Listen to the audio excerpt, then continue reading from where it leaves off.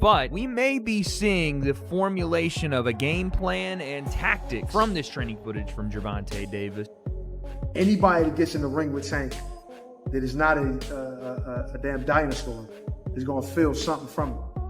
And it ain't going to be easy to hit him. Gervonta "Tank" Davis has the boxing. World buzzing after new training footage revealed a shocking transformation ahead of his upcoming fight with Jake Paul. The undefeated champion looks more powerful and explosive than ever, showing off a bulked-up frame and incredible strength in the gym. Fans are calling this the scariest version of Davis they've ever seen, warning that Jake Paul might be walking into the ring with a completely different kind of beast, one at the absolute peak of his form.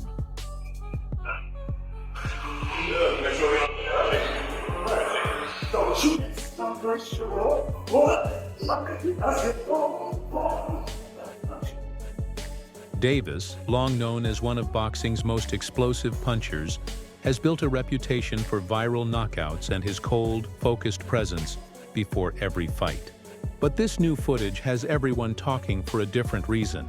In previous training camps, Davis emphasized speed, accuracy, and movement, the trademarks of his lightweight success. This time, however, he looks noticeably larger, stronger, and even more calculated. His once compact frame now appears to have added several pounds of lean muscle, giving him a more intimidating look than ever before. It's an impressive, and to some, frightening evolution of his physique and power. My biggest fear, I never want to get embarrassed. You know? What you mean? How would you get embarrassed? As far as like me not doing my job, feel me? Like I'm not worrying about nobody else because I know skill for skill, none of these guys can mess with me. Nobody. I feel like my skills is way better than like Floyd. Like if I'm on my game, well, I take it right hand in hand. But skill-wise, nobody on TV that's fighting right now have more skills than me. Nobody. Like talking about top to bottom list of fighters that's fighting on TV. So what that got to do with you being, I guess, embarrassing? Like, cause again, we see you make posts on story like the fight not happening. Like, cause I don't never want to like me not doing my job like all the way, like me not training all the way, me not, you know. So that's what made me like. So I was supposed to been in camp, you know, and I wasn't in camp. So it was me like, all right. Oh, okay. It pissed me off so bad that I was like, all right, I don't even want to fight no more. Veteran boxer Eddie Chambers weighed in on the matchup, warning Jake Paul not to underestimate the smaller but far more skilled fighter. Chambers acknowledged Jake's natural advantages in size and strength, but stressed that Davis's sharpness, quickness, and knockout power make him one of the most dangerous fighters pound for pound. If you're not a monster yourself, Tank will make you look bad, Chambers said.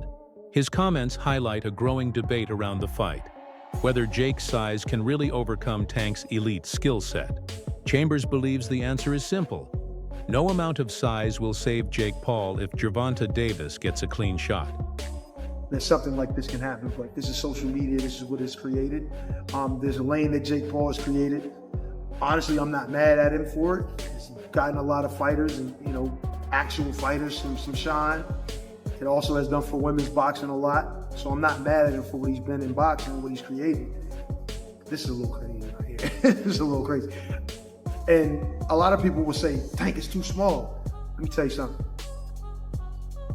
Anybody that gets in the ring with Tank that is not a damn dinosaur is going to feel something from him.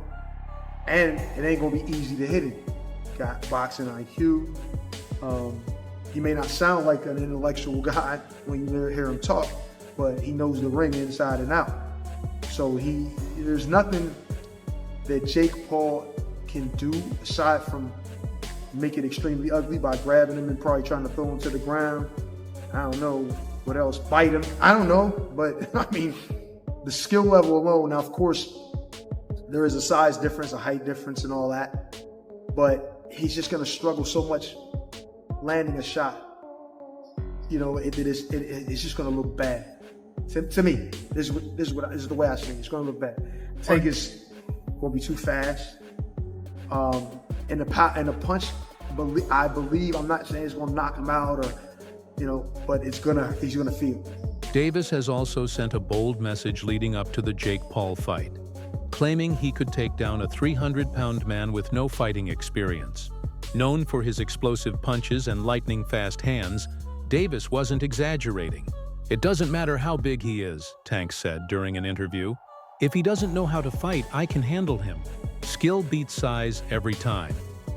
The undefeated lightweight champion made it clear that boxing isn't just about raw power.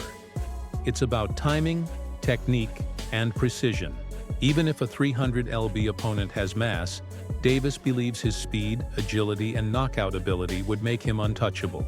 What do you think is the minimum weight of someone that could beat you in a fight? Minimum weight? Yeah, say someone's like 250 Yeah, probably like, 250, 220 or some shit like that. with no experience? Yes, sir. Someone with no experience? Yeah. Yeah. No, hell no. They gotta have experience to beat me. No, but like a 300 guy, no experience. You think you Nah, could beat him? I'm whooping that ass. I'm whooping that ass. Despite the intimidating training footage and his newly muscular build, many fans and analysts still question whether Davis is simply too small to defeat Jake Paul. Standing at only 5'5" and having spent his career fighting at lightweight, Tank will give up a major advantage in height, reach, and weight. Critics argue that no matter how strong or fit Davis looks, physics still matter inside the ring. Jake Paul, weighing around 190 lbs, could potentially absorb far more punishment than Davis expects. All of a sudden, we want to know who will win in this fight, Jake Paul or Tank Davis. It's a legit question, and I actually want to really hear your thoughts on who do you think is going to win, because I know what Vegas is saying, but I want to know what you think. You got Personally, I think Tank too little, bro. Yo, I think Tank too little. I'm so glad you have a brain on your fucking shoulder. I think Tank the too way little. I did, I said, bro. I think Tank's too little. That's what I'm saying. At weight classes for a Tank reason. Davis At weight classes for a reason. 5'5", 135 pounds. Jake Paul is 6 feet, 205 pounds. That's what I'm saying. Dog. He's too 6'1", little. 205. Everybody's like, yeah, bro, but Tank it only takes one good punch. Yes, it takes one good punch when you're about the same size. There's a 60, 70 pound difference in weight in these people. I don't think nobody puts the physics in mind. Jake Paul gets punched in the face by dudes 200 pounds with all their might on a weekly basis. A 135 pound puncher, bro. If y'all remember the Mayweather versus Conor McGregor fight, Conor walks around like 180 on the regular. He's like 5'9", 180. Mayweather's like 5'7", 145. That 30 pound difference, bro. If you remember that fight, Mayweather was putting mittens on Conor. Guess what happened to Conor? He didn't hit the ground once. No. He lasted all 12 rounds getting hit with flurries. I'm talking about Mayweather was having his time. He's being cocky with it, hitting him with all kind of combos. And we're watching the last 3 rounds of that shit like, yo, knock him out. And you know what? He could not knock him out because Conor gets punched by people that are 170, 180 pounds on a regular. And just that 20, 30 pound difference, it was like impossible for him to do anything. And that's exactly what I feel like is gonna happen versus Jake and Fans are already comparing the upcoming Davis versus Jake Paul fight to the well-known exhibition between Logan Paul and Floyd Mayweather, another classic case of size versus skill. Like Mayweather, Davis is the smaller, sharper, and more technically gifted fighter, while Jake, much like his brother, depends on size, strength, and aggression. In the Logan versus Mayweather bout, the size difference helped Logan stay on his feet, but Mayweather's precision and timing clearly dominated the fight. Many believe a similar story could play out here. Jake Paul, Tank Davis fight got moved to Miami. I think Jake wins. Jake's just so big, dude. I think Jake wins. This is different because it's similar. It's similar to Logan versus Mayweather, but Jake has better Paul boxing. now obviously is way more advanced than where Logan was at that moment in time. I mean, Gervonta it's is just, fucking sick. I mean, yeah. No, but dude, Did you Jake, ever watch his highlights? Jake can He's crack, nasty, man. bro. He's so sick. I love that guy, bro. Boxing analyst Ade Oladipo shared his perspective, saying this fight may be happening too soon in both fighters' careers. He pointed out that unlike Floyd Mayweather and Logan Paul, who fought in an exhibition after their primes, Davis and Jake are both still in their athletic peaks. Oladipo argued that this matchup, driven more by spectacle than legacy, might distract them from more meaningful challenges. He said it would make more sense later, once both had achieved more in their divisions. For now, he sees it as a risky detour that could overshadow their real potential and long-term goals in the sport. Whether you agree with it or not, Gervonta is considered the #1 lightweight in the world. And it's a division that includes Shakur Stevenson, a lot of young guns coming up. I'm not any more sure if it's going to include Keyshawn Davis, but it's a hot division. He's considered number 1 in that division. Like, that's why I kind of find this a bit, I don't know. Like, there are challenges out there for Gervonta. There are big money fights out there for Gervonta. We want to see Gervonta in those fights. Again, I don't know how many fights people want to see AJ in, just to make the AJ Jake Paul comparison. One, as far as I'm concerned, that was Tyson Fury. I don't really have any interest in seeing an AJ in any other more fights. Whereas Gervonta Davis, I wanted and still do want to see him in so many more fights. So, yeah, it's kind of weird. These exhibition things are, like, really and truly, they should all be when your career's done. Like, when you think of Floyd versus Logan Paul, it's done, right? Floyd versus Conor, did he have one more after? Was that it? I can't even remember. But it was right at the end. It was done right at the end, even if it wasn't, right at the end. These guys having these exhibition fights in between what is the peak of their career is kind of weird for me. Very, very weird. And then it isn't even comparable to Ngannou Fury, because at least these guys were the same size. Like, Jake Paul is a 215, 220 pound guy. I don't know what he walks around at. Gervonta fights at 135. Guessing he walks around about 155. At the press conference, Jake Paul confidently highlighted his physical advantages: height, reach, and overall size over Davis. He explained that Tank's aggressive, close-range fighting style leaves openings that he plans to exploit, using his longer reach and powerful punches from a distance. Still, Jake admitted that beating Tank wouldn't automatically make him an elite boxer. Instead, he described this fight as another step in his journey, showing that he can stand toe-to-toe with world-class fighters. His words came across as both confident and realistic, aiming to earn respect through performance rather than hype or a single victory. I would say a lot of things, but I think first and foremost is going to just be my reach, my size, being able to keep him away. I think there's a lot of holes in his defense that a lot of people haven't exposed before, and he's a great fighter, one of the best. I'm excited. He's elevating me to a new height. He's making me push myself to my limits. I'm more locked in than ever, but at the end of the day, I know I'm going to be able to come out on top and outbox the guy who's been doing it for 7 times as long as me. Jake just said that Tank has been boxing for 7 times as long as Jake has been boxing. They started out this press conference by saying Jake started boxing 5 years ago. So 7 times 5 is 35. Tank is what, 30? Jake Paul also made it clear that he's not intimidated by Gervonta "Tank" Davis. He boldly declared that if they met on the street, he'd shake him upside down. Paul insisted that his size, power, and strength give him the upper hand, even outside the ring. Confident and confrontational, he dismissed Tank's knockout record, saying Davis has never faced someone as tough as him. "He's too small to scare me," Paul said. The statement quickly went viral, adding fuel to the fire between their camps. While Davis continues to train quietly, Jake keeps talking, promising to prove that power beats precision. With both men full of confidence and tension rising, fans are expecting an explosive showdown once they finally meet in the ring. 5'8" little peon. If we were in the streets, I would grab that little ginger and smack him upside the head and make him forget who the fuck he was. People don't realize I'm a real killer. I really fucking do this shit. YouTube this, YouTube that, Disney that. This shit is not a joke. I'm knocking out the best of the best, beating all of these people time in and time again. And it's about time that you old heads and all these fucking boxers who think they know about the sport put some respect on my name. The size difference between Davis and Paul has raised real concerns about fairness and safety. Davis usually fights around 135 to 140 lbs, while Jake Paul stands nearly half a foot taller and could weigh up to 70 lbs more on fight night. The bout is set at a 195 lb catch weight, but Jake is expected to rehydrate to around 215 lbs once the fight begins. In contrast, Davis's in-ring weight will likely remain close to 150 lbs. That's a massive gap, the kind typically seen between lightweight and heavyweight divisions, which are normally kept apart by boxing rules. Analysts are now looking back at history to show how skill can sometimes overcome size.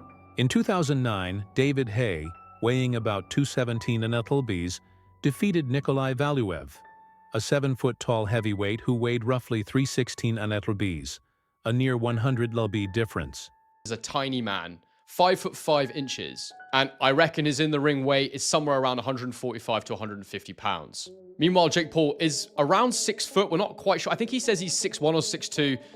I've heard other people saying I think he's closer to 5'11", 6 foot. But the point is he's a much, much taller man. And in the Mike Tyson fight, he was over 220 pounds. So the size difference is massive. This fight's been made at 195-pound catch weight. But after Jake's rehydrated, assuming there's no rehydration clause, which I don't believe there is, he'll probably weigh around 215 pounds in the ring. That means there's a sort of a 60 to 70-pound difference between the two men in the ring on fight night, which is absolutely enormous. There are weight classes for a reason in boxing, and this is the sort of thing that is typically not allowed or permitted. And like I said in my intro, it goes to the heart of that key question in boxing, which is how big is too big? It's the reason that the pound for pound list exists, where we kind of imagine if everybody was the same size, who's the best, who's number one? And it's a debate that rages on and on and on. And so when I see a fight like this, I think the hardcore boxing fans, generally speaking, have felt frustrated by it. Yes, because we want Gervonta Davis as part of the actual sport, competing for world titles against the other elite guys in his weight class. But also because if he gets knocked out and loses to Jake Paul, it creates this illusion that Jake Paul's much better than he actually is. And so I guess the question for me is, can Gervonta Davis beat Jake Paul, or will Jake Paul simply be too massive? Can Jake Paul use his size, or will Gervonta Davis simply be too skilled? What's the answer here? And in trying to answer this, I looked to history. And there's one fight that immediately popped out of my mind, and I thought, I wonder what the size difference was there. In fact, it may even be more significant. And it was, and the small guy won. Some of you might be thinking about it right now. It's when David Haye took on the monster, the absolutely ginormous human being, Nikolai Valuev. I think it took place around 2009. So at the time, I was literally a teenager. I didn't have a clue what I was looking at, and I'd fully bought into this David versus Goliath story. But I think it's an excellent example here to draw comparisons between the Gervonta Davis-Jake Paul fight to try and understand whether or not this is a good template and blueprint to try and predict and understand what the size difference might look like in the ring. Now, David Haye was 6'3" and was 217 pounds for the Valuev. Despite Valuev's enormous size and reach advantage, Haye used speed, timing, and superior technique to outbox him and win by decision. That fight is often remembered as a modern David versus Goliath story. Analysts are using it as an example to suggest that Gervonta Davis, though far smaller than Jake Paul, could still win if his skill level is high enough, proving that elite technique and smart strategy can sometimes neutralize raw size and power.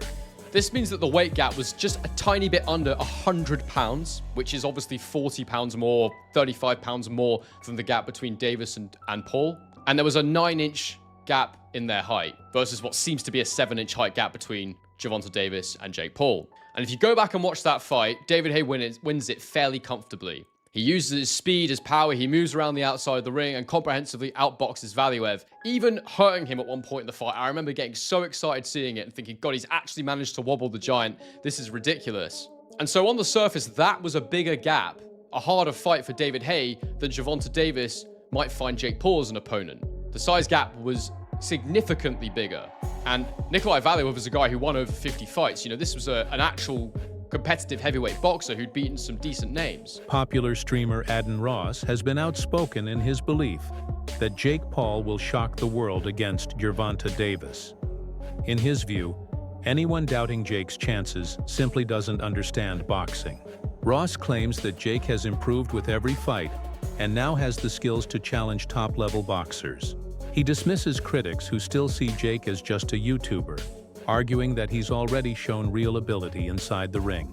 Recently, Jake announced that he passed all USADA drug tests ahead of his fight with Tank, agreeing to random testing by the gold standard anti-doping agency. His no excuses statement came as some questioned his rapid physical transformation. Jake insists his power and endurance are 100% natural, aiming to silence critics and prove his progress is legitimate. For all of you Karens who accuse me of being on steroids as the reason for winning all of my fights, we have the strictest drug testing possible for this match. U.S. Anti-Doping Agency. Random drug tests at any moment. Oh look, They're here now. Hey, USADA, he in the car. Looking good. See if you're on steroids. Clean as a whistle, contrary to what they say. Analysts agree that the Jake Paul vs. Gervonta Davis fight isn't just another boxing match. It's a global event. With Jake's massive social media reach and Davis's elite in-ring talent, this matchup goes beyond traditional boxing rivalries like Canelo versus Crawford. It proves that in today's fight world, entertainment value and crossover appeal can sometimes carry just as much weight as legacy or championships. You know what I mean? Especially Tank been talking about retiring, so why not get the bag and then go about your business if that's your plan? I mean, if that's your plan to retire, then go get the bag and go about your business. You ain't doing nothing wrong. I'm not against it. You got some people that are very critical, Tank. Does it make sense depending on what you're in boxing for? Because you got some people that want to fight the best. You got some people that want the accolades, the belts, the undisputeds. And you got some people that just came in this game like, look, I'm trying to get my family out of poverty and give us generational wealth. Does it all depend on what you decided to box for? Well, I mean, Tank accomplished a lot at a young age. So what do you think? Will Tank's unmatched skill and power be enough to overcome Jake Paul's size and confidence? Or will Jake pull off another stunning upset? Share your thoughts in the comments below.